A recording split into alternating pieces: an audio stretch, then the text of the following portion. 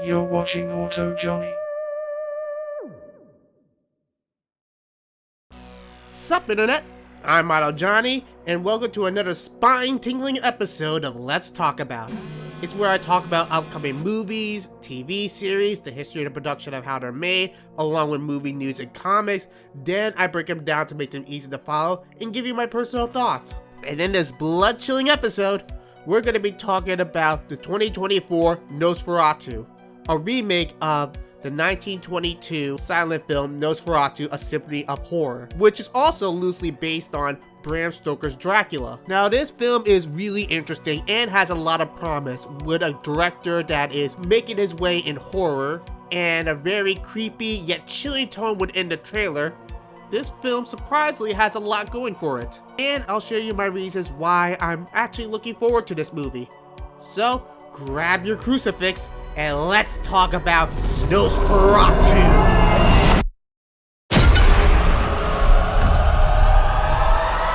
For those who haven't seen the original film, here's a quick rundown. The film starts with real estate agent Thomas Hunter, played by Gustav von Wankenheim, who travels to Transylvania to secure a real estate deal with the creepy Count Orlok, played by Max Schreck, who is seeking to buy an abandoned property across the house of Thomas and his wife Ellen, played by Greta Schorinder. However, during Thomas' stay, he discovers that Orlok is a vampire. So as Orlok travels to Germany, Thomas, realizing that Ellen is in danger, escapes from Orlok's castle and races home. Meanwhile, Thomas's boss, Erdnach, played by Alexander Grenick, who is the one that sent Thomas to Orlok, has been a servant to Orlok as he makes preparations for his master. However, he is eventually put in an asylum. Also, Ellen has started to form a psychic connection with Orlok, causing her to sweetwalk, doing things like walking on balcony railings. But eventually, Thomas does return home. But Orlok has arrived as well.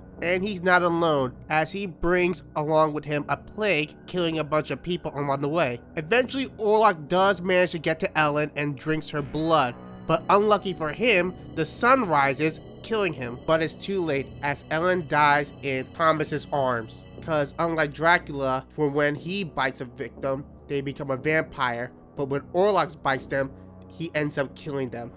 And man, when they say that it is based on Dracula, they mean it. Outside of a few characters being dropped, names being changed, and the setting being changed from England to Germany, the story is pretty much nearly identical to Dracula. No wonder why this is labeled as an unofficial and unauthorized adaptation, which, by the way, Bram Stoker's widow sued them and the courts ordered to have all the copies destroyed.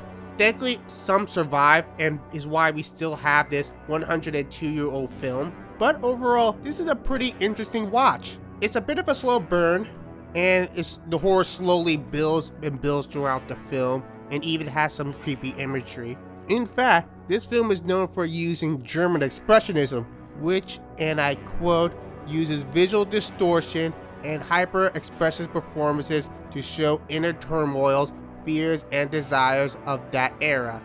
And by rejecting cinematic realism, expressionist films showcase dramatic, revolutionary interpretations of the human condition, like this iconic shot right here. But overall, while not one of my favorite silent movies, it's still a good watch, and I highly recommend it. Jumping ahead to 2015, Studio 8 would announce a remake of Nosferatu, which will be directed and written by Robert Eggers, best known for directing The Witch and The Lighthouse, with Chris Columbus and his daughter Eleanor Columbus, along with Jay Van Hoy and Lars Newson's company Parts and Labor set to produce. As for casting, initially Anya Taylor-Joy was considered to be cast as a female lead, along with Harry Styles, but in March 28th of 2022, he had to drop out due to scheduling conflicts, as well as Anya Taylor-Joy. Then, from 2022 to 2023, casting would proceed and eventually be finalized. First, we have Bill Skarsgård, best known for playing Pennywise the Dancing Clown, playing the titular Nosferatu, Count Orlok. Then we got Lily Rose Depp, who was replacing Anya Taylor-Joy as the lead, will play the woman of Orlok's desire, Ellen Hunter. The wife of our next character, Thomas Hunter, played by Nicholas Hoult. Then we got Willem Dafoe as Professor Albin Eberhard von Franz, who is described as a crazed vampire hunter, and also has worked with Robert before on The Lighthouse. Aaron Taylor Johnson as Frederick Harding, Emma Corrin as Anna Harding, Ralph Ineson as Dr. Wilhelm Sievers, and Simon McBurney as Ernok. Now, pre-production will go from March 2017 to October 2022. Then, on March 3rd, 2023, filming will begin in Prague. This would include Prague's, this building right here. And then, filming would wrap up on May 29th of 2023. Then, we got our first teaser trailer on June 24th, 2024. And first of all, I love how this film looks. I love the beauty within the horror. Like, every scene is gothic and creepy, yet horrifying. Plus, it is super chilling and eerie all over. Like the scene where the guy is biting the head off the pigeon and crunch. We don't see it, but it is so chilling. Then we got a new trailer as recently as 2 weeks at the time of this recording, which is even more creepy. Another thing what I like about this is that they don't really show what Orlok looks like. Oh sure, we get some glimpses of him here or there, but never a full reveal, leaving it up to our imaginations, which I really appreciate.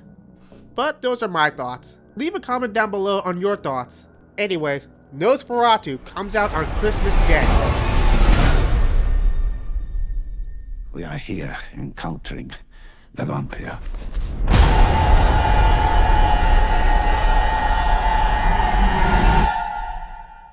Nosferatu.